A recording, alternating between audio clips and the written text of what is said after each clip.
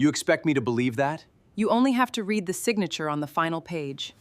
She now controls 62%. Suspend his signing authority immediately.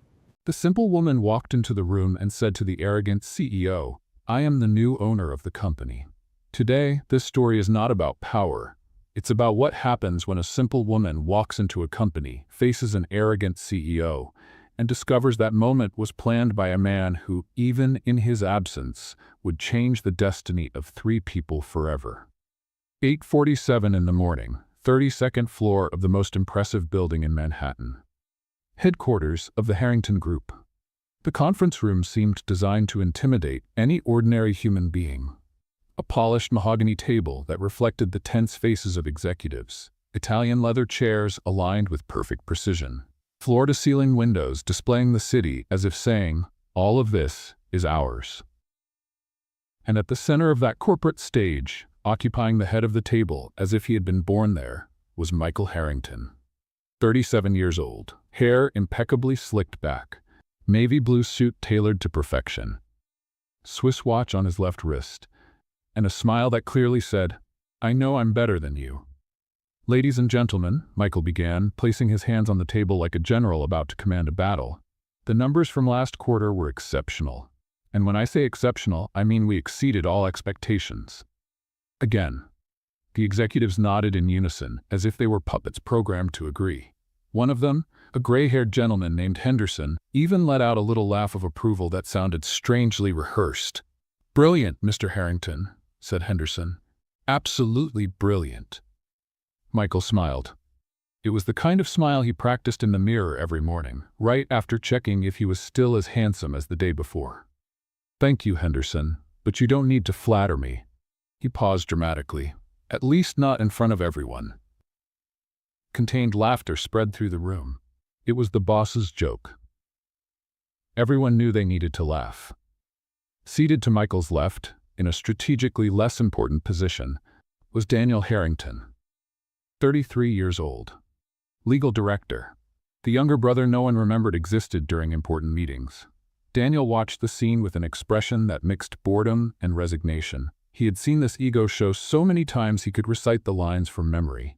The same speech, the same jokes, the same synchronized applause. "This quarter," Michael continued, now gesturing as if conducting an orchestra, "we will expand our operations to the West Coast.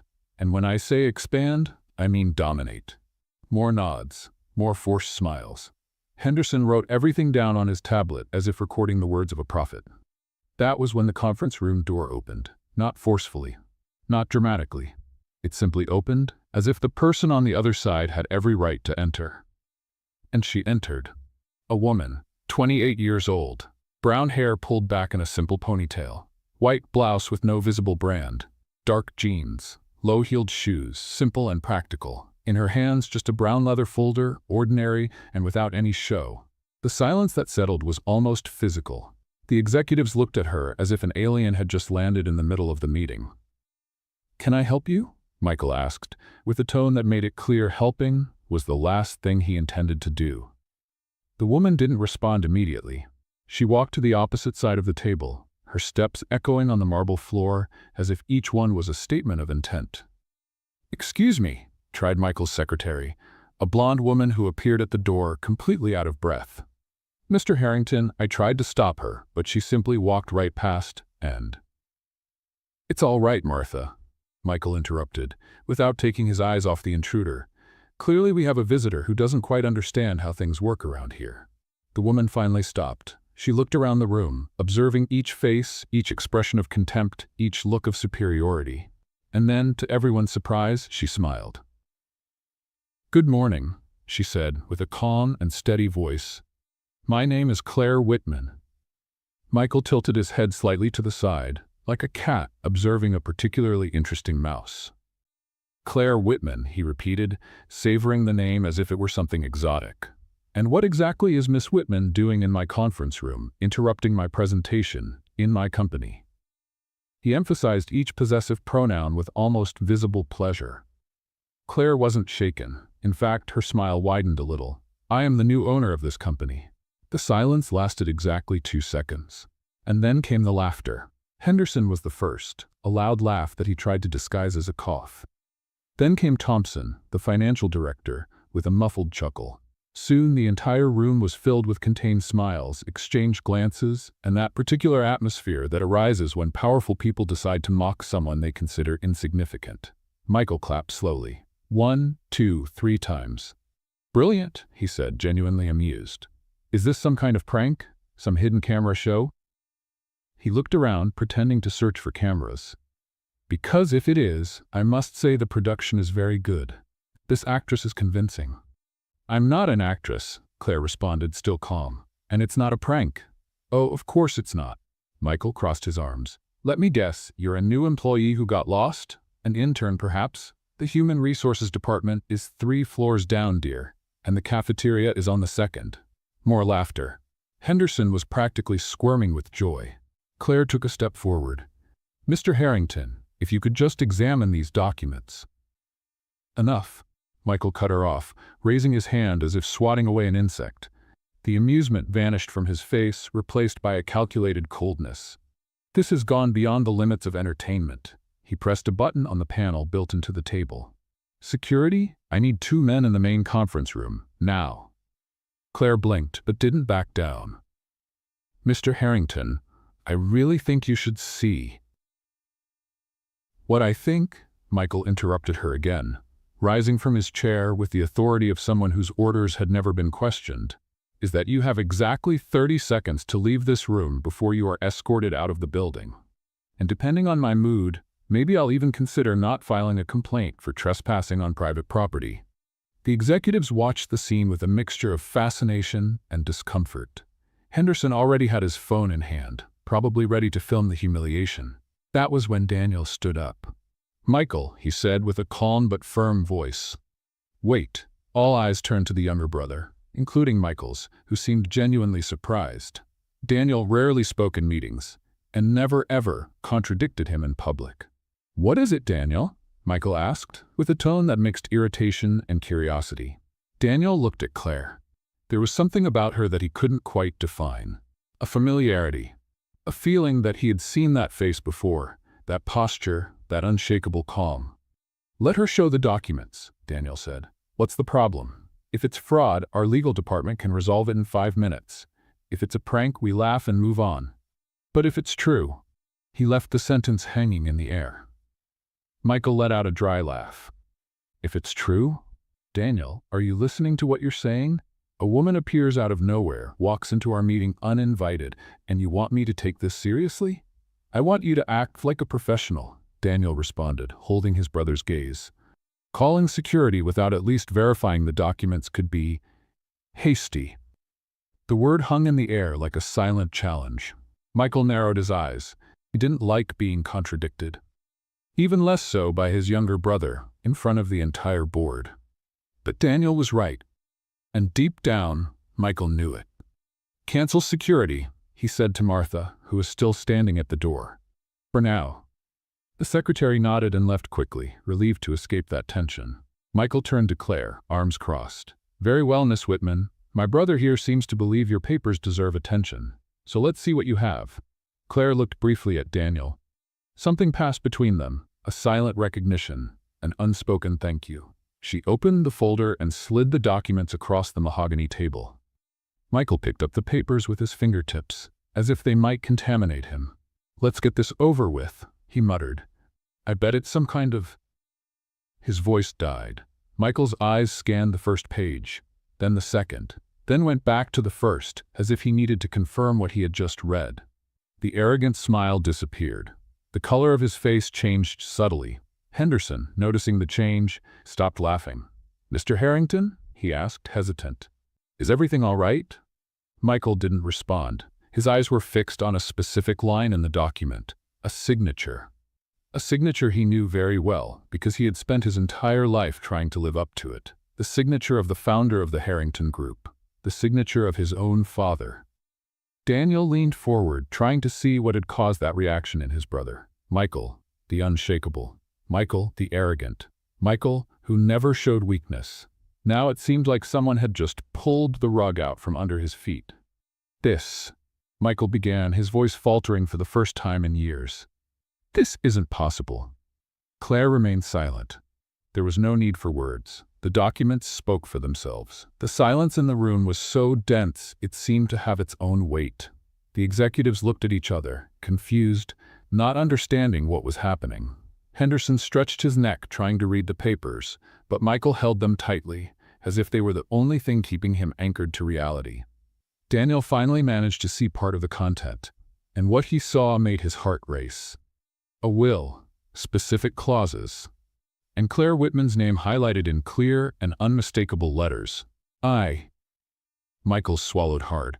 This needs to be verified. It needs to be authenticated. It already has been, Claire interrupted gently, 3 times, by different offices.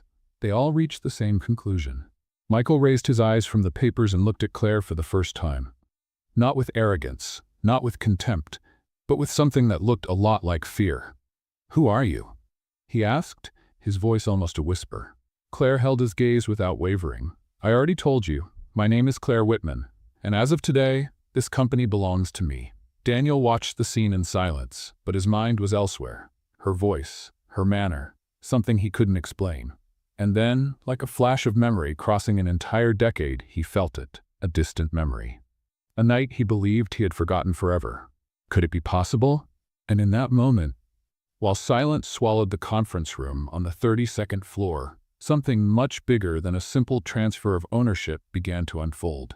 A story that had begun 10 years earlier. A story that was just beginning again. 10 years before. Boston University campus. An 18-year-old girl carried 3 huge books, a heavy backpack, and the biggest smile that dormitory had ever seen. Her name was Claire Whitman, and this was officially the best day of her life. "Mom, I did it," Claire shouted into the phone, balancing the books with her chin while trying to open the room door. "Full scholarship. They pay for everything." "Everything, Mom." On the other end of the line, her mother was crying so much that Claire could barely understand the words. "My baby, my daughter, at university." "Mom, are you okay?" "I'm emotional." Her mother's voice cracked. "Your father is here crying too, but he's pretending it's allergies." "I'm not crying." Her father's voice sounded in the background. "It's the pollen. It's September, dear," her mother responded. "Autumn pollen." Claire laughed, feeling her eyes sting. Her family didn't have much. The house was small, the car was old, and vacations usually meant a barbecue in the backyard. But love they had plenty of. "I'm going to make you proud of me," Claire said, her voice choked up. "I promise." "Daughter," her father took the phone, "we're already proud, since the day you were born. Now go there and show those rich folks how it's done." Claire hung up the phone and looked around the dormitory. The room was tiny. 2 beds, 2 closets, a window overlooking the parking lot. Her roommate hadn't arrived yet. Perfect. She had exactly 45 minutes to get ready, find the administration building, and not get lost. Simple, right? Wrong. 40 minutes later, Claire was completely lost. "Excuse me," she stopped a boy passing by. "Do you know where the administration building is?" The boy looked at her as if she had asked where the moon was. "Administration? Like the course?" "Yes, the building, where the classes are." "Oh." He scratched his head. "I'm in philosophy. We don't know where anything is. It's part of the course." Claire blinked. "Was that a joke?" "Honestly, I don't even know anymore." She kept walking. The campus was huge. Red brick buildings, century-old trees, students walking in all directions with coffee in enormous cups and laptops under their arms. Everyone seemed to know exactly where they were going. Except Claire. "Excuse me." She tried again, this time with a blonde girl carrying the bag that probably cost the equivalent of her parents' house rent for 3 months. "Do you know where?" "I don't talk to freshmen." The girl cut her off, without even looking at her. Claire stood there, mouth open. "How do you know I'm a freshman?" The girl finally looked. She analyzed Claire from head to toe. The simple sneakers, the basic jeans, the functional backpack. "Honey," she said with a smile that was anything but friendly, "it's written on your forehead." And she walked away. Claire took a deep breath, counted to 10, then to 20. "All right," she muttered to herself. "Friendly people. I love friendly people."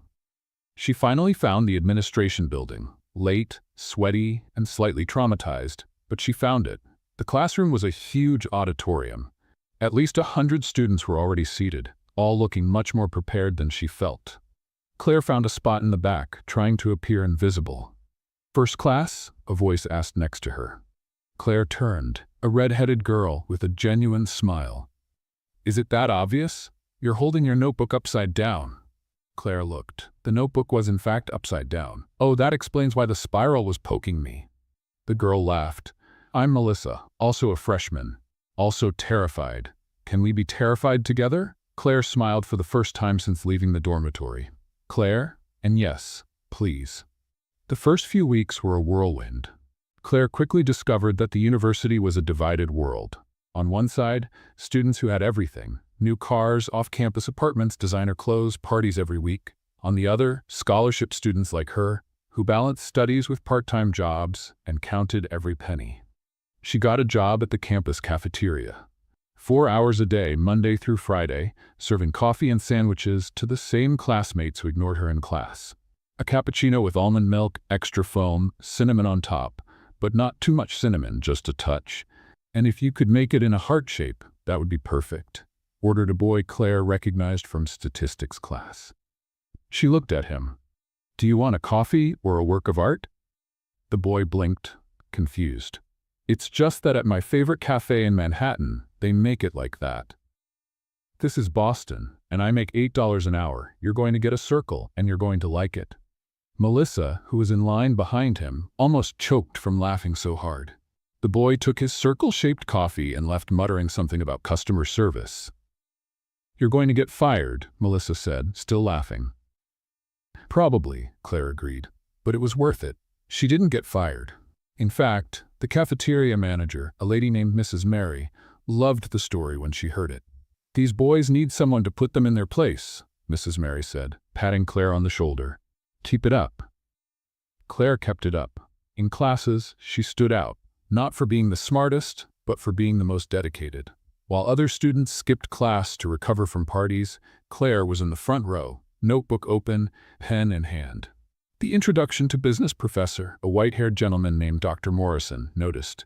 "Miss Whitman," he said after a particularly complex class on market analysis, "your answer was the most elaborate in the class." Claire felt her face heat up. "Thank you, Professor." "You work, don't you? I saw you at the cafeteria." "Yes, sir, part-time." Dr. Morrison nodded with genuine respect in his eyes. "Keep it up. The world needs more people who know the value of hard work." Claire left that class floating. But not everything was easy. There were nights when she stayed up late, trying to finish assignments while listening to parties happening in the neighboring dormitories. There were moments when she saw groups of friends going to the mall, to the movies, to restaurants, while she counted coins to buy a package of instant noodles. There were days when loneliness weighed heavy. "Are you okay?" Melissa asked one night, finding Claire sitting on the bench in front of the dormitory staring at nothing. "I am," Claire responded automatically. "Lie." Claire sighed. "It's just that sometimes I wonder if I belong in this place, you know? Everyone seems so fitted in, and I feel like a puzzle piece that was put in the wrong box." Melissa sat next to her. "You want to know something? I feel like that too. My parents took out a huge loan to send me here. Every time I get a low grade, I think about their sacrifice, and I want to disappear." Claire looked at her friend. "Why did you never tell me this?" "Because you seem so strong all the time. I didn't want to seem weak." "Melissa," Claire said, with a half smile, "I fake it really well. It's a talent." The two laughed. It was the kind of laugh that comes from the relief of discovering you're not alone. "You know what we need?" Melissa said suddenly. "A raise? Besides that, we need to go out. Do something fun. There's a huge party happening this weekend. Everyone's going." Claire wrinkled her nose. "Parties aren't really my thing." "Why? You don't know how to dance?" "I know how to dance. The problem is my dancing looks like a chicken having a fit." Melissa burst out laughing. "Perfect. Mine looks like a malfunctioning robot. Let's be disasters together." Claire thought for a moment. She had spent weeks studying, working, surviving. Maybe a night of fun wasn't such a bad idea. "All right," she gave in. "One party, just one." Melissa celebrated. "You won't regret it." Claire had no way of knowing at that moment, but that party would change absolutely everything. On the other side of campus, exactly 800 meters from where Claire and Melissa were planning their night of fun, a 23-year-old young man stared at the bathroom mirror as if he were about to face a tribunal. His name was Daniel Harrington, and he hated parties. "You've been in there for 20 minutes, his roommate's voice came from the other side of the door. "What are you doing? Growing roots?" Daniel sighed. "I'm preparing myself mentally." "For a party? You just drink, dance, and make questionable choices. No mental preparation needed." "You don't know the Kappa fraternity parties," Daniel responded. "Their mental preparation is a matter of survival." He looked at his own reflection. Brown hair slightly messy. Dark circles that betrayed weeks of sleepless nights. And in his eyes, that specific tiredness of someone in their last semester of law school who had already read more pages of legislation than any human being should read in an entire lifetime. Last semester. The two words that should mean relief, but that weighed like a sentence. Daniel Harrington was the youngest son of the Harrington family, which, in theory, should mean freedom. In practice, it meant being constantly compared to his older brother. Michael Harrington, the prodigy, the perfect firstborn, the guy who had graduated in business with honors, was already working at the family company, and probably slept hugging an Employee of the Month trophy that he himself had invented. "Your brother had already closed 3 international contracts at your age," his father would say during family dinners. "Your brother never got less than an A," his mother would add, as if Daniel needed more reasons to want to hide under the table. Daniel's phone vibrated. He looked at the screen and felt his stomach turn. A message from his father. "Heard the Kappa party is today. It's your last semester, son. Take the opportunity to have some fun. And Senator Williams' son will be there. Great opportunity to make connections before you graduate." Daniel stared at the message for a long moment. Even fun came with instructions. "Have some fun," followed by, "make connections." Classic. His father was incapable of suggesting anything without turning it into a task. "Are you coming out, or am I going to have to break down this door?" the roommate asked again. "I'm coming, Marcus." Daniel opened the door. Marcus, an engineering student with a natural talent for never taking anything seriously, was leaning against the wall with an amused expression. "Wow," Marcus said, analyzing Daniel. "You look like someone going to a funeral, not a party." "Maybe it's the funeral of my mental sanity." "Dramatic. I like it." "My dad sent a message telling me to have fun in my last semester," Daniel explained, putting away his phone. Translation: "Go to the party, network, and don't embarrass me." Marcus shook his head. "Your dad is intense. You have no idea." The two left the dormitory and walked toward the fraternity. The sound of music could already be heard from afar, a deep beat that made the floor shake. "Relax," Marcus said, slapping Daniel on the shoulder. "It's going to be fun. You remember what fun is, right?" "Vaguely. I think I had it once, a few years ago." Marcus laughed. "Your problem is you think too much. Tonight, no thinking, just existing." "You sound like one of those motivational gym posters." "Thank you. I practice in front of the mirror." The fraternity house was organized chaos. Cups everywhere, people dancing in every available corner, and a haze of mixed perfumes that formed a scent that could only be described as imminent regret. Daniel had barely entered when a hand landed on his shoulder. "Harrington." He turned around. Tyler Williams, the senator's son, was standing there with a smile that seemed rehearsed for campaign photos. "Tyler," Daniel greeted, trying to seem enthusiastic. "Long time. Man, I was just talking about you. My dad really wants to meet the youngest Harrington son. Says you're a promising family." Daniel almost choked. Promising, as if they were a startup, not people. "That's great," he said, with a smile that hurt from being so forced. "By the way," Tyler continued, lowering his voice as if sharing a state secret, "I heard your brother closed a $1 million contract last week. Man, what a machine. You must be proud." "Very," Daniel responded. "I wake up every day thinking about my brother's achievements. It's what motivates me to get out of bed." The sarcasm went completely unnoticed by Tyler. "That's so inspiring, man. United family, you know? That's what makes the difference." Marcus, who had observed the entire interaction, waited for Tyler to walk away before commenting. "Is that guy real? He seems like a character from a soap opera." "Welcome to my world," Daniel muttered, "where everyone seems like a soap opera character, and I'm the extra who didn't receive the script. The night continued with Daniel doing exactly what was expected of him, shaking hands, smiling at people he didn't know, and pretending to be interested in conversations about internships at law firms and family connections. It was exhausting. At some point, he managed to escape to the backyard, seeking a moment of silence. The fresh air was like a gift. Also running away? A voice asked. Daniel turned around. A guy he didn't recognize was sitting on a bench, holding a cup. Something like that, Daniel responded. I'm Jake, economics major, and I hate these parties with all my soul. Daniel smiled for the first time that night.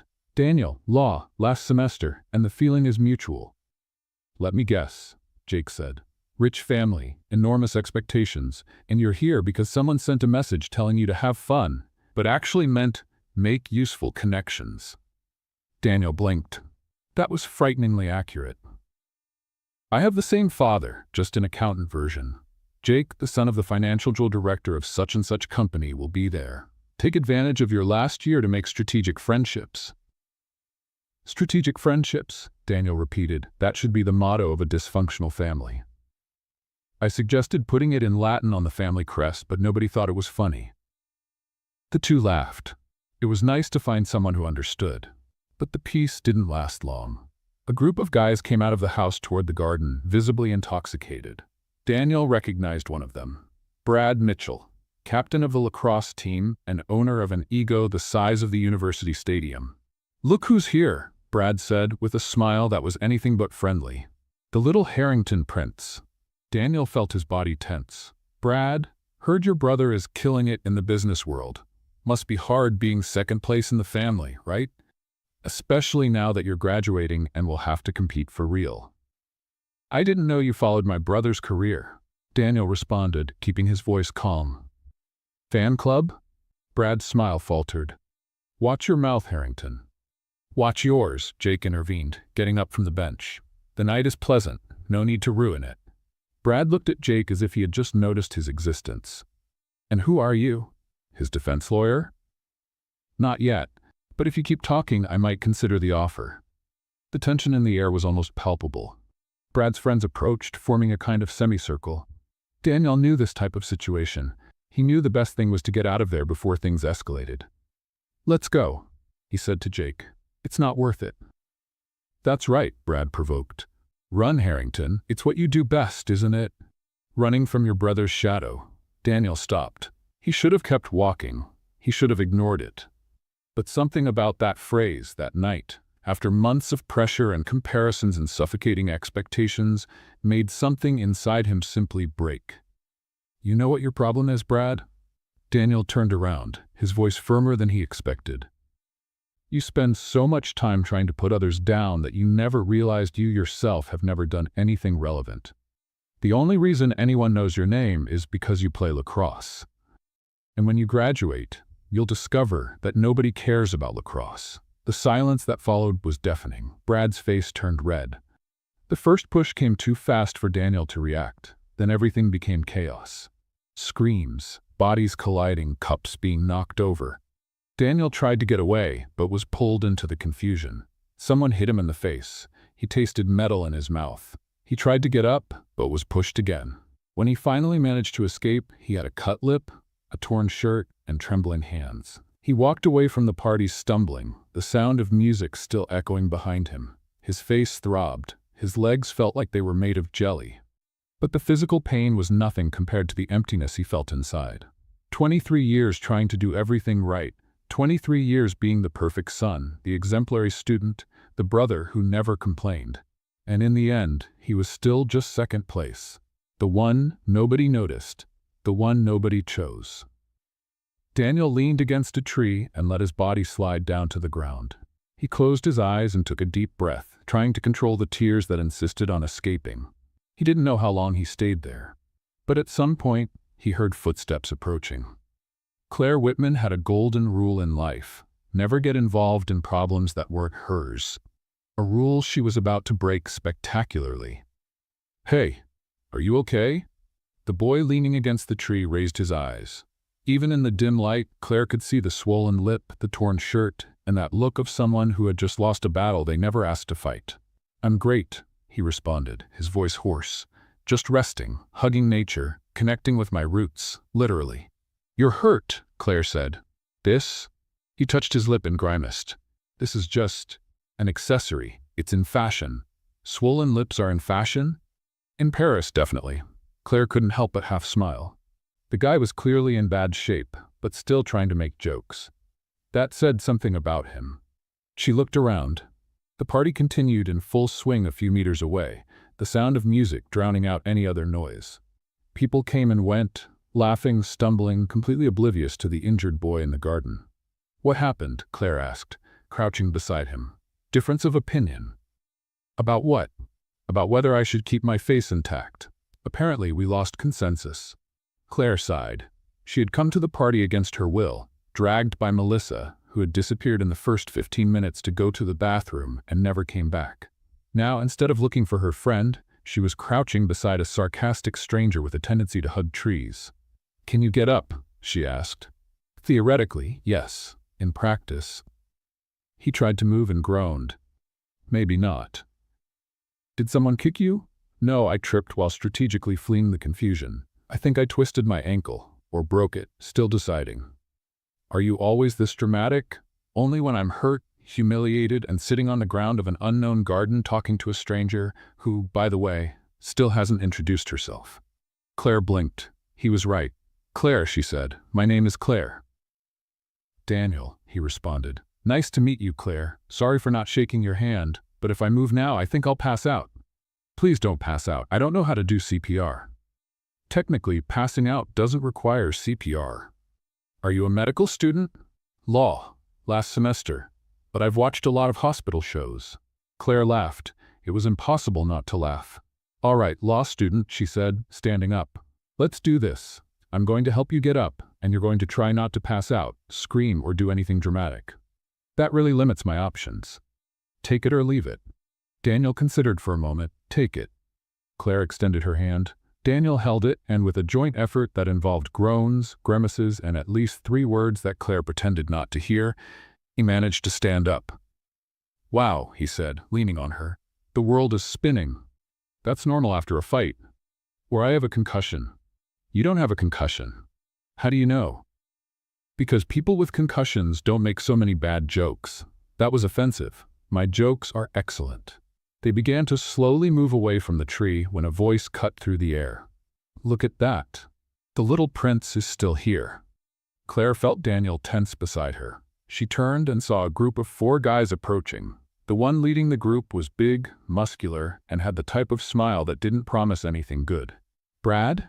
Daniel muttered. Friend of yours? Claire asked quietly. The opposite of that. Brad stopped a few meters from them, crossing his arms. Thought you had run away, Harrington, but you were just hiding behind a girl? I'm not hiding, Daniel responded, trying to stay steady despite his ankle. I'm taking a strategic break. Strategic break, Brad repeated, laughing. His friends laughed along, like a well-trained audience. That's good. Very good.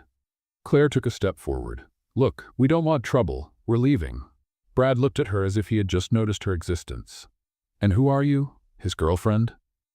I'm someone who has better things to do than stand here listening to you talk. Brad's smile faltered. Brave girl.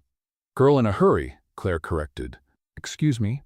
She tried to pass, but one of Brad's friends blocked the way. Nobody said you could leave. Claire's heart raced. She looked around. The party continued, but nobody was paying attention to them. They were too far away, hidden by the garden shadows. Daniel, she whispered. Can you run? I can barely walk. Great. Just great. Brad took another step toward them. You know, Harrington, I'm not done talking to you. Funny, Daniel said, because I'm already done listening. You really don't know when to stay quiet, do you? Claire made a decision. She pulled her phone from her pocket, and before anyone could react, dialed her father's number. What are you doing? Brad asked. Calling the police, Claire lied with the firmest voice she could muster. Brad hesitated. It was only a second, but it was enough. Dad, Claire said as soon as the call was answered. I need you to come pick me up, now, on campus, near the Kappa fraternity. It's urgent. Claire? What happened? Her father's voice sounded worried on the other end. Please, Dad, hurry. She hung up. Brad and his friends exchanged glances. You called Daddy? Brad mocked. How cute. My dad is an Army veteran, Claire said, improvising, and he doesn't like it when strangers bother me. It was a lie. Her father was an accountant, but Brad didn't need to know that. The hesitation on Brad's face increased. He looked at his friends, then back at Claire. This isn't over, Harrington, he said, pointing at Daniel. I'll see you around. And then, to Claire's immense relief, they left. Daniel let out the breath he was holding. Army veteran? Accountant. But I thought that wouldn't have the same impact. You're an incredible liar. That's a compliment, I think. Save your strength. We still have to get out of here. The next 10 minutes were the longest of Claire's life. She kept Daniel leaning on her, her eyes always checking if Brad and his friends hadn't come back. Every shadow seemed like a threat. Every noise made her heart race. You're shaking, Daniel observed. I'm cold. Lie. All right, I'm terrified. Satisfied? Why didn't you leave me there? He asked, genuinely curious. You don't know me. It wasn't your fight. Claire thought for a moment. Because nobody deserves to be left behind, especially when they're hurt. Daniel didn't respond, but something changed in his gaze. Finally, headlights appeared on the street. An old blue car that had seen better days stopped beside them. The door opened, and a man in his 50s jumped out. Gray hair, dad belly, and an expression of pure concern. Claire, what happened? Are you okay? I'm fine, Dad. But he's not. Claire's father looked at Daniel, assessing the situation in a second.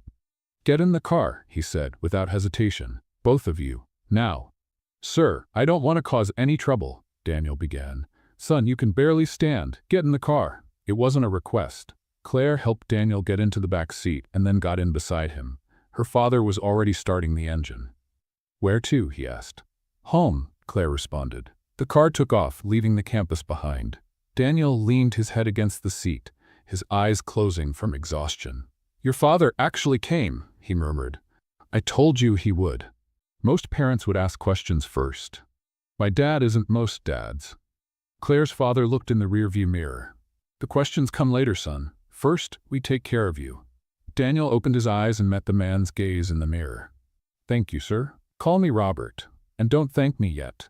My wife is going to make you eat at least 3 plates before letting you rest, and she'll want to know every detail of what happened. Is that a threat? It's a promise. Claire laughed softly.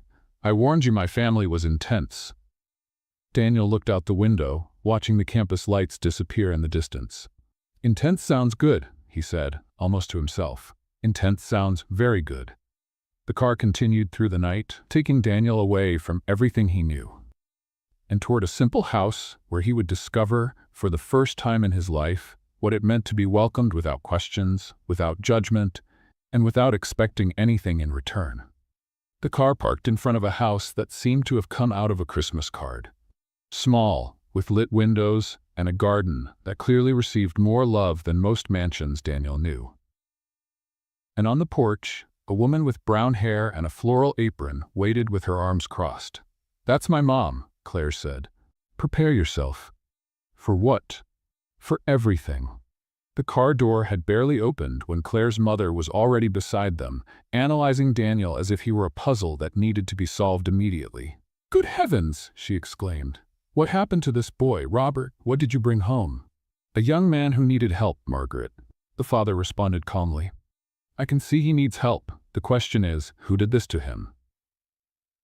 Ma'am, Daniel tried. Shh, Margaret cut him off. You don't talk. You come in, sit down, and let me take care of you. Questions later. Daniel looked at Claire, completely lost. I warned you, she said, shrugging. The next 15 minutes were a whirlwind of activity. Margaret led Daniel inside the house like a general leading troops, sat him in a kitchen chair, and began gathering what seemed to be the entire contents of the first aid cabinet. Alcohol, she muttered, opening drawers. Cotton. Ointment. Where's that ointment? Robert, did you touch the ointment? I've never touched any ointment in my life. Someone touched it. It was here yesterday. Maybe it ran away, Robert suggested. Ointments do that sometimes. Margaret shot her husband a look that could freeze the sun. Found it, she announced triumphantly, raising a tube as if it were a trophy. Now, young man, this is going to sting a little. That's fine, I can handle it, Daniel said. He couldn't handle it. Ow, I said it would sting. You said a little. That wasn't a little. That was. Effective, Margaret completed. Done. Now the lip. Daniel looked at Claire in panic. She's going to touch my lip? With great care, Claire responded, clearly enjoying herself. Her care hurts. I'm listening, Margaret said. And yes, my care hurts. But it works. Now stay quiet. Daniel stayed quiet. It was safer that way. While Margaret worked, Robert was preparing something at the sink. The smell of coffee began to fill the kitchen, mixing with the aroma of something in the oven. You were cooking? Daniel asked, trying not to move his face too much. It's almost 11 at night. I always have something in the oven, Margaret responded. You never know when someone is going to need food. She means it. Claire confirmed. Once, the mailman mentioned he was hungry and left here with 3 containers of soup.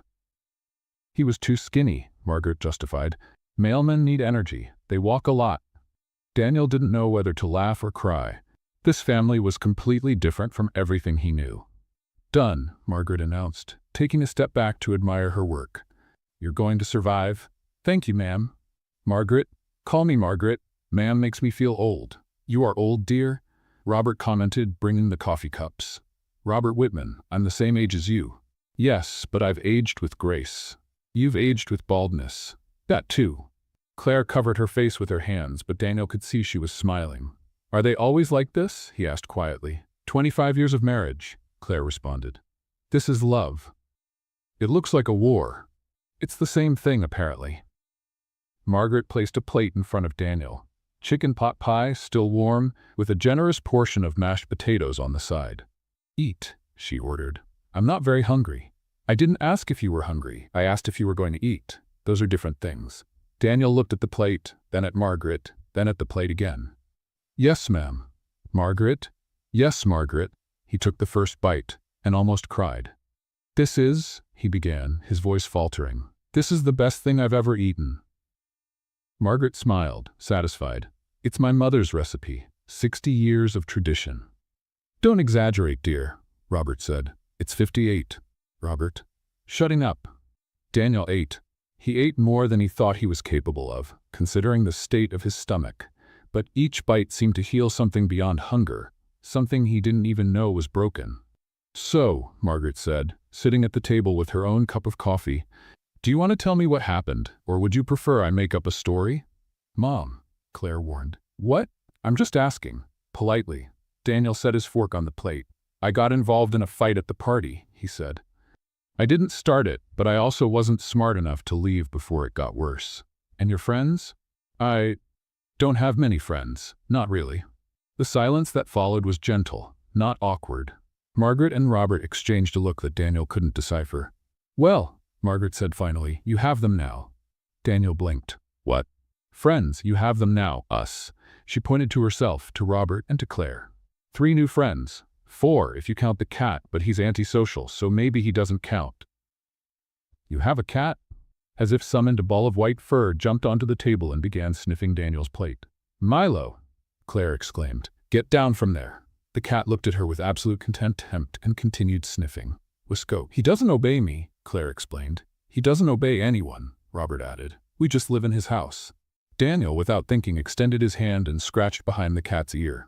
Milo immediately began to purr. Wait, Claire said, shocked. He's purring. He never purrs. That cat scratched me 3 times this week, Robert complained. And for the stranger he purrs? Animals sense things, Margaret said, wisely. Milo knows this boy needs affection. Daniel continued petting the cat, feeling something strange in his chest. Something warm, something he couldn't name. After dinner, Margaret insisted that Daniel spend the night. You're in no condition to go anywhere, she declared, already arranging the couch with blankets and pillows. Tomorrow morning, after breakfast, we'll figure out how you get back to campus. I can call a taxi. You can accept the hospitality and say thank you. Daniel swallowed hard. Thank you. You're welcome. Now lie down. He lay down. The couch was old, a bit sunken in the middle, and had probably seen better days, but it was the most comfortable place Daniel had ever been. The house gradually became quiet. Robert and Margaret went upstairs to their room. Claire stayed a bit longer, washing the cups at the sink. Claire? Daniel called softly. Yes? Why are you doing this? You don't know me. Claire dried her hands and walked over to him. My parents believe that kindness doesn't need a reason, she said, and I believe them. That's unusual. Maybe. But it's who we are. She pulled the blanket up a little higher. Rest, Daniel. Tomorrow the world will still be there, but at least you'll face it fed. Daniel smiled. It hurt a little, but it was worth it. Good night, Claire. Good night. She turned off the living room light and went upstairs. Daniel lay there in the dark, listening to the sounds of the house. The soft purring of the cat who had decided to sleep at his feet. The tick-tock of a clock somewhere. The silence that wasn't empty but full of peace. He thought about his own home. The mansion with too many rooms and too little affection. The silent dinners where every word was measured. The constant pressure to be someone he didn't know if he wanted to be. And he thought about that strange, noisy, welcoming family that had opened their doors to a complete stranger without asking for anything in return. A tear rolled down his face. He didn't bother to wipe it away. For the first time in a long time, Daniel slept in peace. And upstairs, Claire looked through the window of her old room, thinking about the mysterious boy on the living room couch. She didn't know his last name, didn't know where he came from, knew nothing about him besides his first name and his major. But something told her that night was important, that this encounter meant something. She just didn't know what yet. The smell of bacon woke Daniel before the alarm clock he didn't have. For a moment, he forgot where he was. Then he felt something heavy on his chest and almost had a heart attack. It was Milo. The white cat was lying on top of him, staring at him with an expression that could only be described as, "You're in my house. Remember that." "Good morning to you too," Daniel muttered. Milo blinked slowly and didn't move. "Are you going to get off me?" Another blink. No movement. "Got it. I'll figure it out myself." Daniel managed to wiggle out from under the cat without knocking it over, which he considered a personal victory. His entire body ached, but it was a different pain from the night before. It was the pain of someone who had finally rested. "Oh, you're awake." Margaret's voice came from the kitchen. "Come eat before it gets cold." Daniel walked to the kitchen and stopped at the door. Impressed. The table was covered with food. Scrambled eggs, bacon, pancakes, fruit, orange juice, coffee, toast. It was the kind of breakfast he only saw in margarine commercials. "Who is all this for?" he asked. "For the four of us," Margaret responded, placing another plate on the table. "Ma'am, Margaret, this would feed an army." "Nonsense, you're in a growth phase." "I'm 23 years old." "Emotional growth phase, then. Sit down." Daniel sat down. Robert was already at the table, reading a newspaper with a cup of coffee in hand. He looked up and smiled. "Sleep well?" "Better than in a long time," Daniel admitted. "The couch does that. It looks uncomfortable, but it has magical powers." "It's true," Claire said, appearing at the kitchen door. She was in pajamas, hair pulled up in a messy bun, and looked completely different from the determined girl of the night before. "I used to sleep on that couch when I was a kid. Best sleep of my life. Until you fell off it and broke your grandmother's vase," Margaret added. "That vase was ugly." "It was a family heirloom." "An ugly heirloom?" Robert hid his laughter behind the newspaper. Breakfast was different from any meal Daniel had ever experienced. There was no awkward silence. There was no pressure to impress. There were no criticisms disguised as advice. There was just conversation. About the weather, about Robert's work at the accounting firm, about Claire's plans for the semester, about Milo's stubbornness in only eating one specific brand of food. "He's a cat," Daniel said, laughing. "How can he have a brand preference?" "Oh, you don't know Milo," Claire responded. "He's basically a food critic in feline form." "Once I bought the wrong brand," Robert added. "He looked at me with such contempt that I felt like I was being judged by a tribunal." "And what did you do?" "Went to buy the right brand, obviously." "Who am I to argue with him?" Daniel laughed. A real laugh that made his lip protest, but that he couldn't contain. After breakfast, Margaret announced she was going to wash the dishes. Daniel stood up immediately. "Let me do it. You're a guest. I'm someone who ate enough for 3 people. The least I can do is wash the dishes." Margaret looked at him with a strange expression. Almost proud. "All right, but you wash, Claire dries." "Mom," Claire protested. "What?" He offered to help. "You can help too."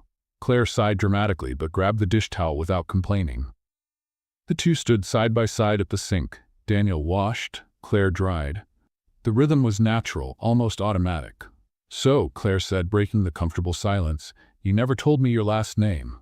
Daniel hesitated for a second. "You didn't tell me yours either." "Whitman. Claire Whitman. Pretty name." "And yours?" Daniel opened his mouth to answer, but was interrupted by Robert, who appeared at the kitchen door.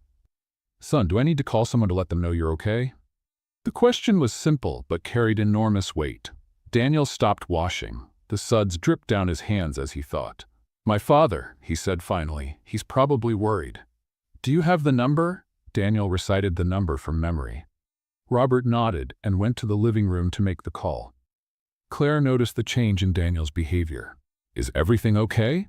"It is. It's just that my father and I don't have the easiest relationship in the world. But he worries about you. In his own way, which usually involves impossible expectations and comparisons to my brother." Claire said nothing. She just continued drying the dishes, offering her silent presence as support. 20 minutes later, a car stopped in front of the house. It wasn't just any car. It was a black luxury car, shiny, the kind that clearly cost a small fortune. Completely out of place on that street of modest houses. Daniel looked out the window and felt his stomach sink. "He came personally," he murmured. The car door opened and a man stepped out. Gray hair, impeccable posture, suit that had probably been custom-made. He walked to the front door with quick, almost urgent steps. Robert opened the door before he could knock. "Mr. Harrington, I presume?" "Yes. Robert Whitman?" "That's me. Please come in." Daniel's father entered the house. His eyes immediately found his son, and something changed in his expression. The mask of control cracked for a second, revealing something Daniel rarely saw. Genuine concern. "Daniel," he said, his voice softer than usual. "Are you okay?" "I am, Dad." The man walked to his son and, to everyone's surprise, hugged him. Daniel was paralyzed for a moment. His father wasn't the hugging type. His father was the type who shook hands and gave pats on the back. But there he was, hugging his son in the middle of the living room of an unknown family. "I was worried," his father said quietly. When Mr. Whitman called explaining what happened, "Dad, I'm fine, really." The hug lasted a few more seconds. Then, Daniel's father composed himself, adjusting his suit as if he could smooth out the emotions along with the fabric. He turned to Robert and Margaret, who watched the scene in respectful silence. "I don't know how to thank you," he said, and his voice faltered slightly. "You welcomed my son without knowing him. Took care of him. That's more than most people would do." "Anyone would do the same," Margaret said. "No," Daniel's father shook his head. "Anyone would not. I know many people, Mrs. Whitman, and I can assure you that most would look the other way." His gaze then turned to Claire, who was standing a bit further away, watching the scene. "Mr. Whitman told me on the phone," he said, walking toward her. "It was you who found my son, who faced those boys, who called for help." Claire felt her face heat up. "I only did what any person—" "No," he interrupted her, his voice choked. "What you did was extraordinary. You didn't know Daniel, knew nothing about him, and yet you risked your safety to protect him." He held Claire's hands between his. "I have 2 sons, Miss Whitman, and even with all the money in the world, I cannot buy what you gave Daniel last night. Courage, compassion, humanity." The man's eyes were glistening. "You brought my son back to me. I will never forget this. Never." Claire didn't know what to say. She looked at Daniel, who was watching the scene with an expression she had never seen before. Pride, maybe, or gratitude, or something that mixed both. Claire began. "He needed help, and nobody else was helping. And that's exactly what makes you special," Daniel's father said. "In a world full of people who look the other way, you chose to look directly." He released her hands and turned to Robert and Margaret. "You raised an extraordinary daughter. You must be very proud." "We are," Robert said, putting his arm around Claire's shoulders. "Every day." Daniel's father took his wallet from his pocket. "Please, let me compensate you in some way." "Put that away," Robert interrupted, firmly but without harshness. "We didn't help your son expecting payment."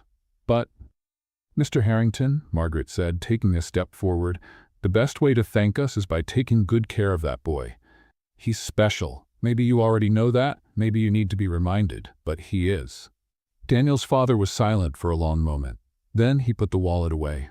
"You're right, I'm sorry." He looked at Daniel. "Shall we go?" Daniel nodded, but before leaving he turned to Claire. "Thank you," he said, "for everything." It was nothing. It was everything. They looked at each other for a moment.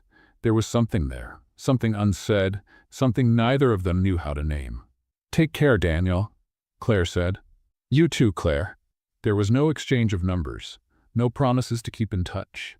Just two names, one shared night, and a farewell that seemed more significant than it should be. Daniel walked to the car with his father.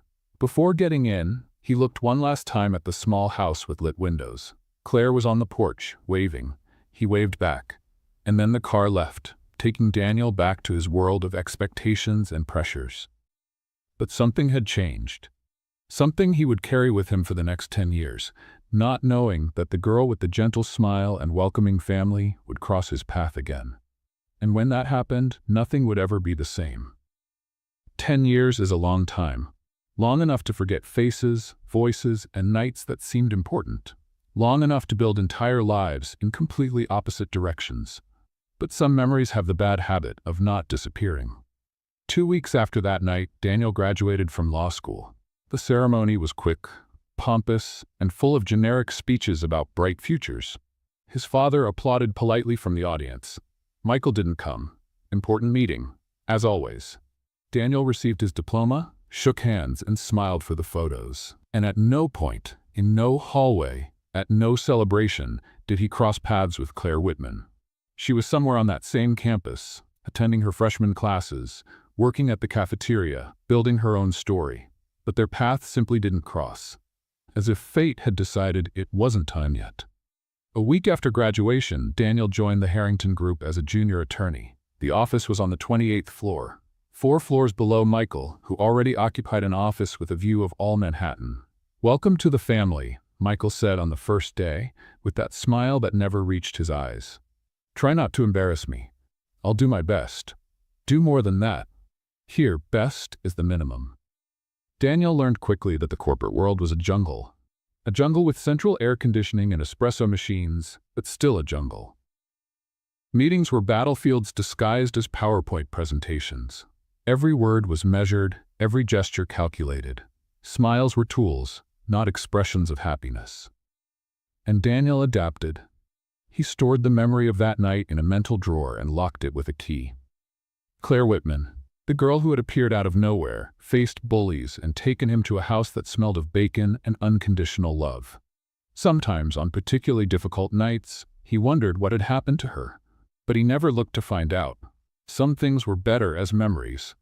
On the other side of the city, Claire was discovering that college was much harder without proper sleep. "You look like a zombie," Melissa observed, sitting next to her in the library. "Thank you. You look lovely today, too." "Seriously, Claire, how many hours did you sleep?" "Hours? That's measured in hours? I was counting in minutes." Melissa sighed. "You need to stop working so much. I need to pay for books, transportation, food. The scholarship doesn't cover everything, you know. But you're going to collapse before you graduate. At least I'll collapse with a full stomach. That's a win." The second year of college brought challenges Claire didn't expect. The scholarship covered tuition and the dormitory, but didn't cover books, transportation, food, and the thousands of small expenses that accumulated like ants at a picnic. She worked at the cafeteria in the morning, attended classes in the afternoon, and studied at night. On weekends, she did freelance typing jobs for professors who still hadn't figured out how to use a computer. "You're going to wear yourself out like this," her mother said during a phone call. "Mom, I'm fine." "You're lying. I can hear the dark circles in your voice. That doesn't even make sense." "It does to a mother. Come home this weekend. I'll make chicken pot pie." Claire went and ate 3 slices of pie while Milo purred on her lap, clearly satisfied to have his favorite human back. "So," Robert said casually, pretending to read the newspaper, "any interesting young men at college?" "Dad." "What? It's an innocent question." "There's no such thing as an innocent question coming from you." "She's right, dear," Margaret agreed. "You have the subtlety of an elephant in a crystal shop. I just want to know if my daughter is happy. I am happy, and single, and focused on my studies." "Too focused if you ask me," Robert muttered. "I didn't ask." "I know, but I told you anyway. It's my job as a dad." Claire rolled her eyes, but she was smiling. Sometimes she thought about the boy from that night. Daniel, the law student with bad jokes and sad eyes. She never saw him on campus again. He had probably graduated and moved on with his life.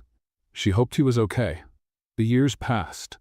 Daniel rose through the hierarchy of the Harrington Group. Junior attorney became senior attorney, which became legal coordinator, which eventually became legal director.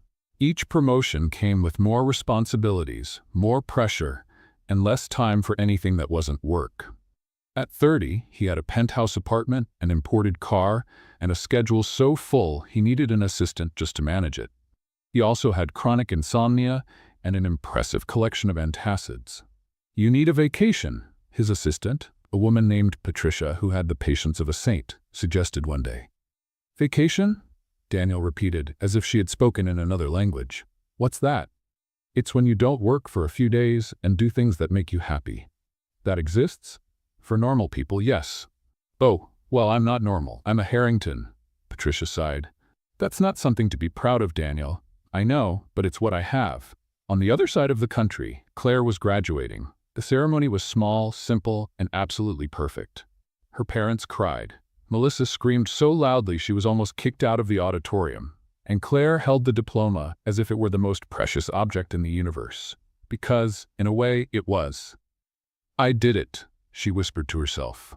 4 years of work, sacrifice, and sleepless nights. 4 years of instant noodles and cold coffee. 4 years of exams, papers, and professors who seemed determined to make her give up. But she didn't give up. And now she had a degree in business administration with a specialization in humanized management.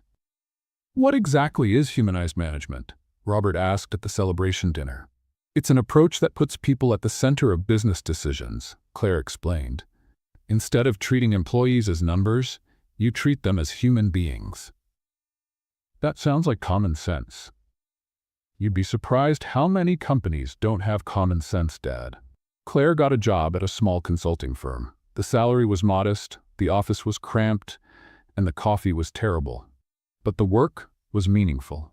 She helped companies improve their management practices, to listen to their employees, to create environments where people wanted to be, not where they were forced to stay. "You're good at this," her boss, a gentleman named Arthur, who wore funny ties and had a bigger heart than anyone Claire knew, said one day. "You have a gift for seeing what companies need." "I just listen to people," Claire responded. "Usually, they know exactly what's wrong. They just need someone to ask." The years continued to pass. Daniel became known in the corporate world as the most efficient legal director in the industry. He closed contracts with surgical precision, resolved disputes before they became lawsuits, and kept the Harrington Group away from any legal trouble. Michael, now CEO, rarely praised him. "You're doing your job," was the most he would say. "That's what you're paid for." Daniel learned not to expect more than that. Claire, meanwhile, was building a different reputation. She was known as the consultant who really cared, who didn't sell generic solutions but listened to each company, each employee, each problem.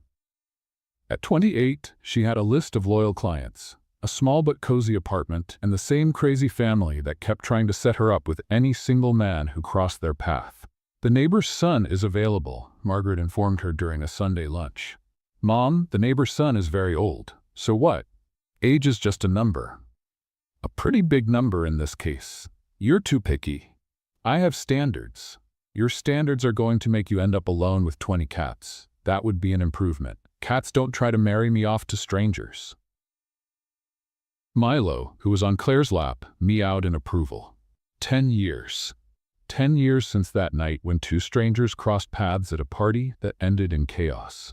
10 years without any contact, any message, any chance encounter in life's hallways. Daniel sometimes thought about her. The girl with the ponytail who had faced bullies for him. The family that had welcomed him without questions. The couch that had magical powers and the white cat that only purred for strangers. But they were just passing thoughts, memories of a life that seemed to belong to another person. Claire sometimes thought about him too. The injured boy who made jokes even when he was clearly suffering. The look of surprise when her family treated him with kindness. The silent goodbye that never included a last name. But they were just distant memories. Stories from a time when she still didn't know who she would become. Both moved on.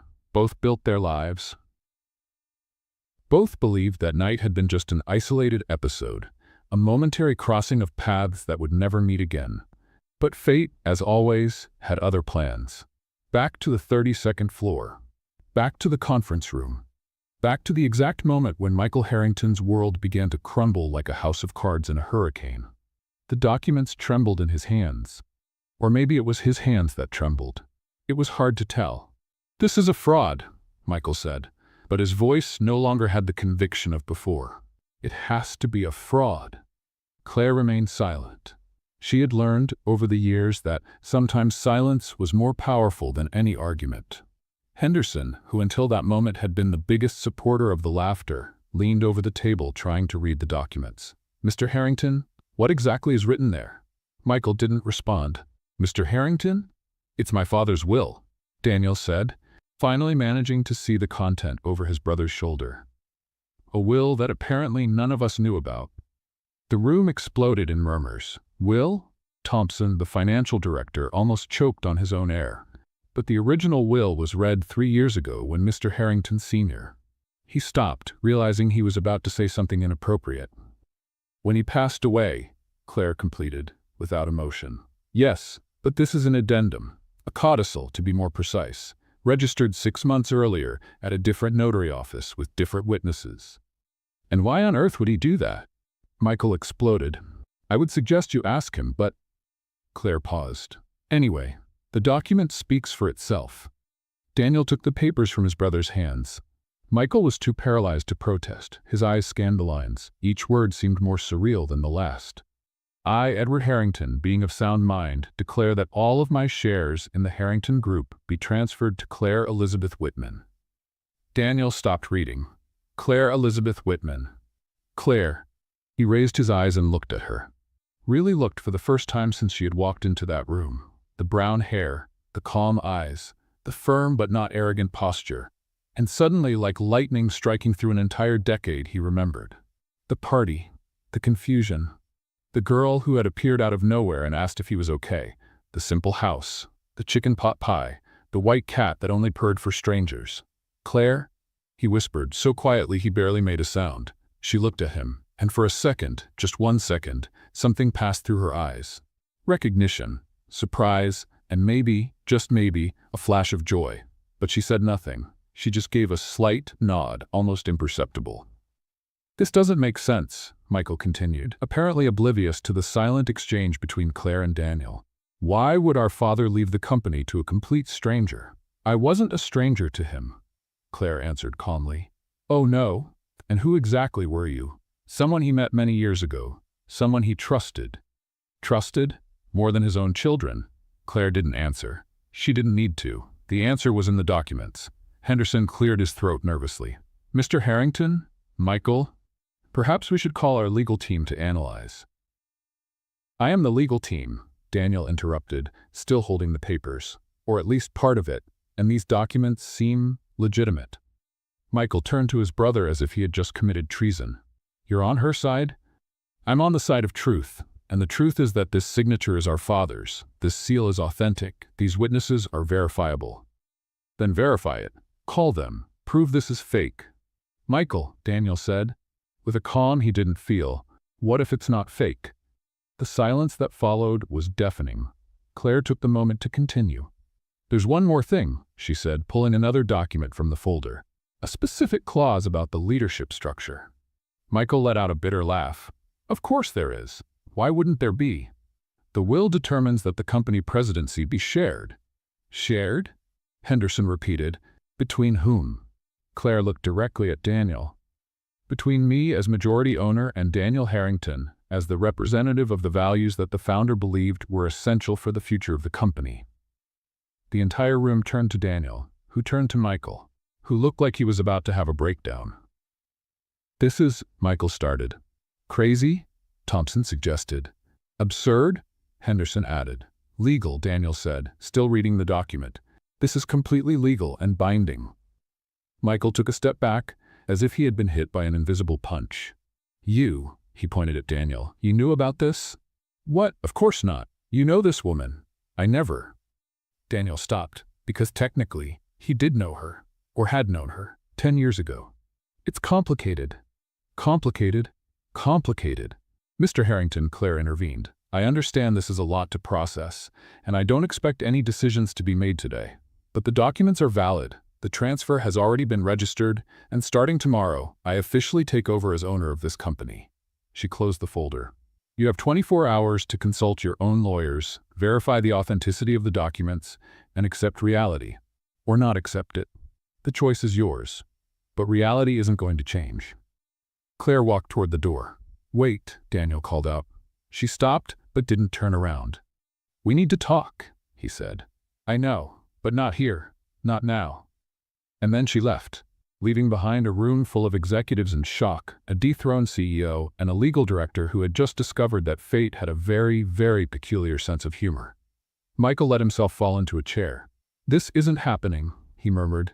This can't be happening. Daniel looked at the door through which Claire had left. 10 years. 10 years since that night. And somehow, impossibly and inexplicably, she had returned. Not as a memory, not as a ghost from the past, but as the new owner of everything he knew. Henderson cleared his throat. So, is the meeting adjourned? No one answered.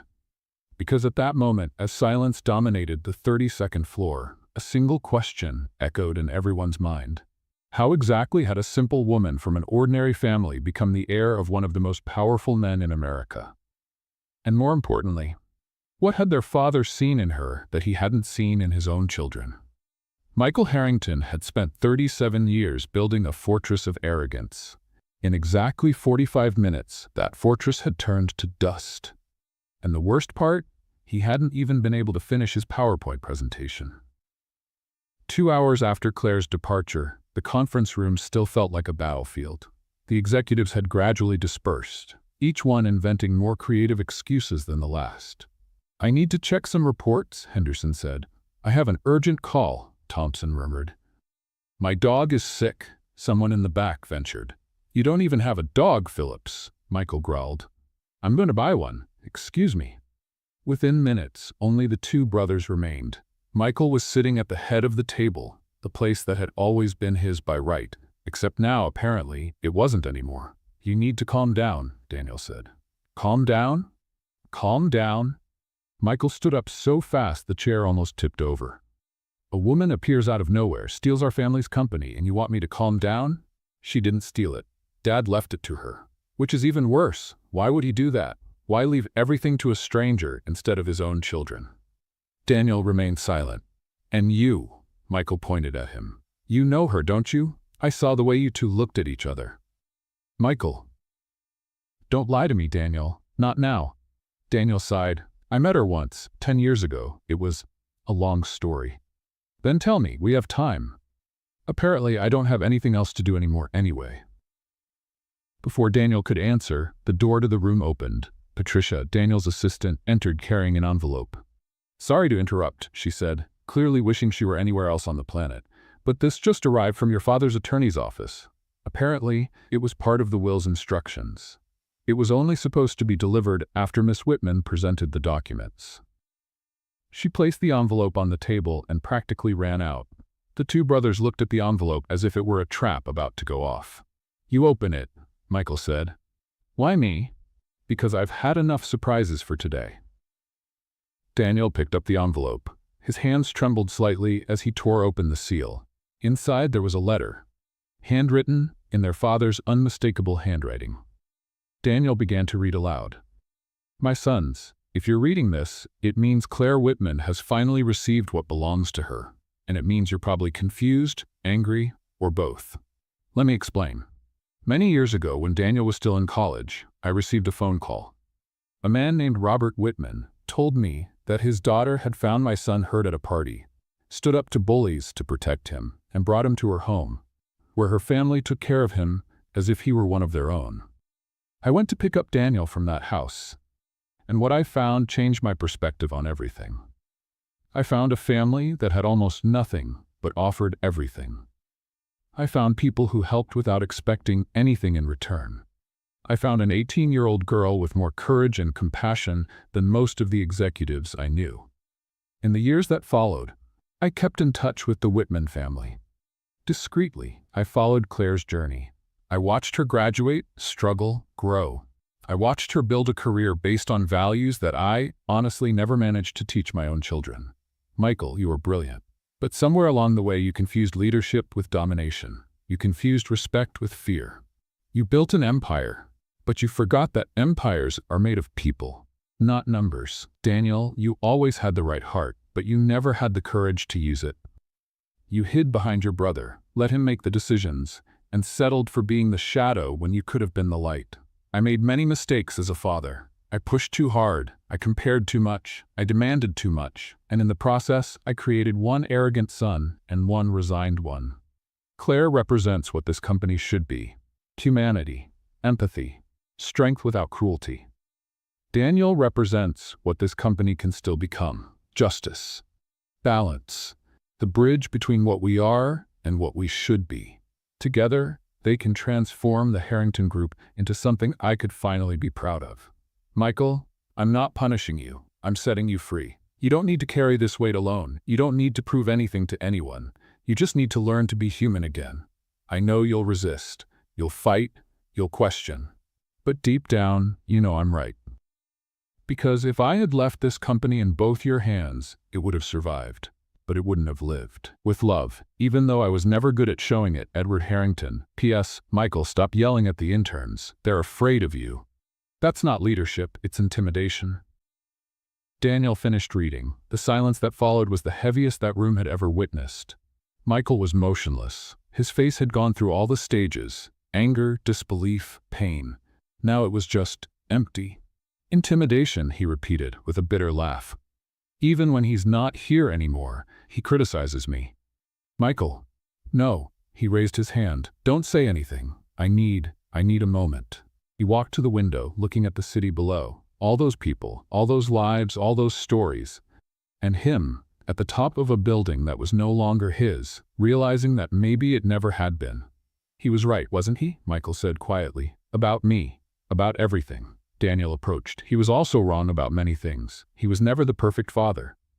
But he saw what I became, and he didn't like it. Michael, you can still change. This isn't the end. No? Michael turned around. His eyes were red. I lost the company, Daniel. I lost the respect of my employees. I lost everything.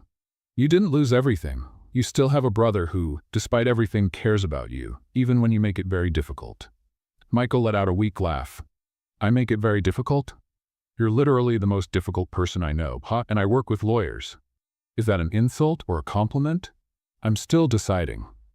The two stood in silence for a moment. So, Michael finally said, are you going to accept the shared presidency? Daniel thought about the letter, about their father's words, about Claire. I don't know yet. This is a lot. It is, Michael agreed. It's a lot. He looked at the envelope on the table. Do you think she knew, Claire? About Dad, about all of this? I don't know, but I think we need to find out. Michael nodded slowly. Then go. Talk to her. Find out what she wants, what she's planning. And you? Michael looked around the conference room, the stage of so many victories, the scene of his greatest defeat. I'm going to stay here for a while, thinking about what Dad said, trying to decide if I stay angry or if he paused, or if I finally listen. Daniel placed his hand on his brother's shoulder. He loved you, Michael, in his twisted way, but he loved you. I know. Michael's voice cracked. That's the problem. He loved me enough to tell me the truth, and the truth hurts. Daniel left the room, leaving Michael alone with his thoughts. Claire Whitman's first official day as owner of the Harrington Group began with her getting lost in her own building, 3 times, in less than an hour. Excuse me, she stopped an employee in the hallway. Where is the president's office? The man looked at her as if she had asked where the moon was. 32nd floor, but you need authorization to. I'm the new owner. The man went pale. Oh, it's that way. The gold elevator, not the silver one. The silver one goes to the parking garage. Why do you have 2 elevators of different colors? Nobody knows. It's tradition. Claire sighed. She had been there for 40 minutes and had already discovered that big companies operated based on traditions that no one questioned and rules that no one understood. When she finally reached the 32nd floor, Daniel was already waiting. You got lost, he said, not as a question. 3 times. The silver elevator? The silver elevator. Everyone falls for that on the first day. It's almost an initiation ritual. You should put up signs. I suggested that 5 years ago. Michael said signs were for weak companies. Claire blinked. Signs are for weak companies? Welcome to the Harrington Group. The first official meeting was a glorious disaster. Claire sat at the head of the table, her table now technically, and looked at the 12 executives who stared at her with a mixture of curiosity, distrust, and poorly disguised terror. Good morning, she said. I'm Claire Whitman. You've probably heard of me. Henderson cleared his throat. We were at the meeting yesterday. Oh yes, the meeting where you laughed at me. The silence was deafening. Relax, Claire continued.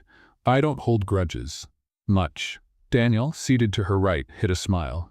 So, Claire opened a folder. I spent the night reading the financial reports from the last 3 years, and I have some questions. Thompson, the financial director, straightened up in his chair. Of course, Miss Whitman. We're at your service. Great. First question, why do you spend $200,000 a year on corporate image consulting? It's to maintain the company's image. And what exactly do these consultants do? They consult about image. I see, and the results? Thompson opened his mouth, closed it, opened it again. They made a very nice report, a $200,000 report, with colorful graphs. Claire looked at Daniel. Is this normal? Unfortunately, yes. Second question, Claire continued. Why don't the employees on the ground floor have access to the cafeteria on the 10th floor? Henderson frowned. Because the cafeteria on the 10th floor is for executives. And is the food different? No, but the chairs are better. Claire closed her eyes for a moment. You segregate employees by chair quality? When you put it that way, it sounds bad. That's because it is bad. The meeting lasted 3 hours. Claire questioned everything. Unnecessary expenses, absurd hierarchies, policies that existed because it's always been that way. The executives left looking like they had just run a marathon. You were intense, Daniel said afterward, when only the 2 of them remained in the room. I was honest. There's a difference. For this company, it's the same thing. Claire leaned back in her chair, massaging her temples. Tell me it's going to get better. It will. Eventually, maybe. Probably not. You're terrible at motivation. I'm a lawyer. Motivation isn't part of the curriculum. Claire laughed. It was the first time she had laughed since she'd walked into that building. Can I ask you something?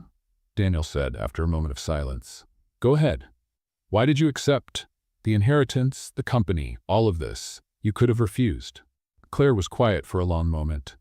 Your father came to me 3 years ago, she finally said. He showed up at my office without warning and told me about his plan. And you agreed? Just like that? No. I told him he was crazy, that I wasn't qualified, that his sons would hate me. Accurate assessment, Daniel admitted. But he insisted. He came back a week later, and again and again. For 6 months, he showed up every Friday with coffee and new arguments. My father did that? The man who didn't have the patience to even wait for the elevator? That's the one. Claire smiled slightly. In the end, he told me about you, about that night, about how that moment had shown him that there were people in the world who helped without expecting anything in return. Daniel swallowed hard. He said the company needed someone like that. Someone who saw people, not numbers. Someone who reminded everyone that business is done by human beings, not machines. And you accepted because of that? I accepted because he made me a promise. What promise? Claire looked directly at him. He promised I wouldn't be alone, that you would be by my side, that together we could transform this place into something better. Daniel didn't know what to say. He talked about you a lot, you know, Claire continued. He said you were the son who had the right heart, but never had the space to show it. That sounds like my father. Compliments disguised as criticisms. Or criticisms disguised as compliments. Depends on the angle. The 2 were silent for a moment. So, Daniel finally said, are we really doing this? Shared presidency, corporate transformation, all this craziness? It looks like it. You know it's going to be hard, right? People don't change easily. Companies even less so. I know, Claire smiled. But I faced bullies to save a stranger 10 years ago. I think I can handle some executives afraid of change. Daniel laughed. You're never going to let me forget that night, are you? Never. It's my trump card. Fair enough. They looked at each other for a moment. There was something there, a connection that transcended business and wills, a story that had begun 10 years ago and that, apparently, hadn't ended yet. Claire, Daniel said with a strange expression on his face. Yes? I never properly thanked you. For that night, for everything you did. You thanked me, at the time. No, I said thank you, but I never showed you how much it meant. Claire felt her face warm slightly. Well, she said, trying to keep her tone light, you have plenty of time now. We're going to be working together for quite a while. That's true. Daniel smiled. And speaking of working together, do you have plans for lunch? Depends. Is the executive cafeteria still segregated by chairs? Officially, until you change it. Then let's have lunch in the ground floor cafeteria, with the real employees. You really want to cause a scandal on your first day? Daniel said. Claire stood up, grabbing her folder. Daniel, I walked into this company, faced your brother, and found out you spend $200,000 on reports with colorful graphs. Having lunch on the ground floor is the least of the scandals. She walked toward the door. Are you coming or not? Daniel stood up, smiling. I wouldn't miss this for anything. And as the two walked together down the hallway, passing employees who whispered and pointed, something new was beginning to grow. Something that, if everything went right, would change not only a company but two lives that fate insisted on intertwining. 3 months later, the Harrington Group was an unrecognizable company. And Claire Whitman had made a decision no one expected. You want to do what? Daniel almost dropped his coffee. Transfer the executive presidency to you. Claire, this is necessary. They were in the office they had shared for the past months, the same office where they had debated strategies, laughed at absurd situations, and, without realizing it, built something much bigger than a professional partnership. Let me explain, Claire said, sitting on the edge of the desk. Your father gave me this company for a reason. He wanted someone to bring humanity here. And I did. But he also wanted something else. What? For you to finally step out of the shadows. Daniel was silent. In the last 3 months, Claire continued, you stepped out of Michael's shadow, but you stepped into mine. Everyone sees me as the leader, the owner, the revolutionary, and you stay beside me, supporting me, exactly as you did with your brother. That's not true. Yes, it is, and we both know it. Daniel opened his mouth to protest, but stopped. Because she was right. As always. Your father didn't choose me to run this company forever, Claire said softly. He chose me to prepare it for you. Claire? I read his letter about 50 times, Daniel, and I finally understood. He said you were the bridge between what we are and what we should be. Bridges don't stay hidden. Bridges hold everything up. Daniel felt a lump in his throat. And you? What would you be? Claire smiled. I would be your partner, your advisor, the person who reminds you every day that leadership isn't about power, it's about people. She paused. And maybe, if you don't mess everything up, something more. Something more? Don't get too excited. I'm still deciding. Daniel laughed, but his eyes were shining. Are you sure about this? Absolutely. This company needs a Harrington in charge. A real Harrington. One who understands that their father's legacy wasn't about money or power. It was about doing the right thing. And that Harrington is me? No, it's Michael. Claire held back her laugh for 2 seconds. Of course it's you, silly. The special assembly took place a week later. Shareholders, executives, and employees packed the main auditorium. Rumors had circulated through the entire building. Some said Claire was going to sell the company. Others bet on a merger. Henderson had a theory involving aliens that no one took seriously. Claire took the stage first. Good morning, everyone. I know you're curious, so I'll be direct. That would be a first, someone murmured from the back. I heard that, Henderson. Nervous laughter ran through the auditorium. 3 months ago, I walked into this company as owner, a stranger that nobody knew, with a folder of documents and a lot of stubbornness. You laughed at me. She looked directly at Henderson, some more than others. Henderson sank into his chair. But in these 3 months, something incredible happened. This company changed. You changed. And I learned an important lesson about leadership. She paused. Leadership isn't about being on top. It's about putting the right people in the right places, and today I'm doing exactly that. Claire turned to the side of the stage. Daniel, can you come up here? Daniel climbed up, visibly nervous. He had never liked the spotlight. But Claire briefly held his hand, and that was enough. Starting today, Claire announced, Daniel Harrington takes over as CEO of the Harrington Group. I will remain as vice president and strategic consultant. The silence lasted 3 seconds. Then the auditorium exploded. Applause, murmurs, some tears. Patricia, Daniel's assistant, was openly sobbing in the third row. This is unexpected, Thompson said to no one in particular. This is right, Henderson responded, surprising himself. Daniel took the microphone, his hands trembling slightly. I didn't prepare a speech, he admitted. Honestly, I only found out about this a week ago and I'm still processing. Gentle laughter. But I know one thing. My father built this company from nothing. My brother transformed it into an empire. And Claire, he looked at her. Claire showed us that empires mean nothing if we don't take care of the people inside them. He took a deep breath. I spent my whole life in the shadows, first my brothers, then trying to prove my worth to a father who never seemed satisfied. But today, I understand what he really wanted. He wanted me to lead, not with arrogance like Michael did, not with fear like I did, but with balance, with justice, with humanity. I don't know if I'll succeed, but with Claire by my side, and with all of you, I'm going to try, every single day. The applause that followed was deafening. On the other side of the city, Michael Harrington was packing his bags. He had watched the assembly by video conference. He had seen his brother take the stage, assume command, and finally become the leader he always should have been. And for the first time in years, Michael felt proud, not of himself, of his brother. Where are you going? Patricia asked, helping him close a particularly stubborn suitcase. Italy, first. Then, who knows, the world is big. And the company. Michael smiled, a different smile, less arrogant, lighter. The company is in good hands. He looked out the window. My father said in the letter that he was setting me free. I didn't understand at the time. I thought it was a punishment. And now? Now I understand. He freed me from the weight of being who I wasn't, and he freed Daniel to be who he always was. Michael grabbed a pen and wrote a quick note. Daniel, I watched the assembly. You were better than I ever was.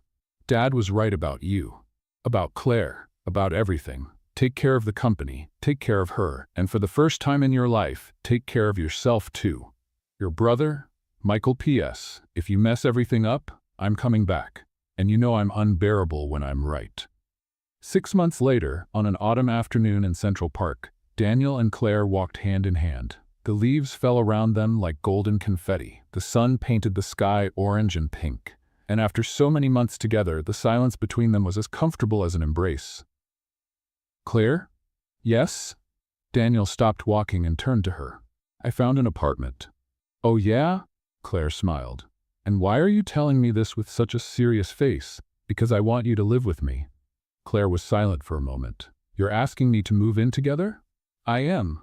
Daniel held her hands. I know we've been together for a short time. But at the same time, we've been together for 10 years. Since that night, since you decided to save a stranger without expecting anything in return. Daniel, I love you, Claire, and I want to wake up next to you every day. I want to have breakfast with you. I want to argue about who forgot to buy milk. I want to build a life with you. A real life. Claire felt her eyes burn. You want to argue about milk? Among other things. She laughed, tears streaming down her face. Yes, yes. Yes, I want to live with you. Yes, I want to wake up next to you. And yes, it's probably going to be you who forgets to buy the milk. Daniel pulled her into a kiss. Sweet, familiar, full of promises. So, he said when they separated, shall we go home? Let's go home. They walked together as the sun set over Manhattan. And the wedding? Of course, Claire said yes. A year later, in a simple ceremony in the Whitman family garden with Margaret crying in the front row, Robert pretending he had something in his eye, and Milo watching everything with his usual air of feline superiority. Michael returned from Europe especially to be the best man. He was tanned, lighter, and laughed genuinely for the first time in years when Daniel stumbled over his own words during the vows. Some things never change, he whispered to Patricia, who was sitting next to him. And others change completely. she replied, looking at the newlyweds. That night, as the guests danced and celebrated, Claire looked around, at her parents, who had taught her the value of kindness, at Michael, who had learned that losing sometimes means winning, at Daniel, her husband, who had finally found his place in the world. 3 destinies completely transformed by a man in a suit and tie who, many years ago, had knocked on the door of a simple house to pick up his son, and had found much more than he expected. Edward Harrington never got to see the result of his plan, but somehow Claire knew he was watching, and that for the first time he was proud of everything, of everyone. Sometimes destiny places people in our path not by chance, but to remind us that true greatness isn't in the power we conquer, but in the heart we offer, and that the simplest gestures can transform entire lives. If you felt that too, leave in the comments what rating you'd give this story. And if you believe that everyone needs someone who sees the best in us, subscribe to the channel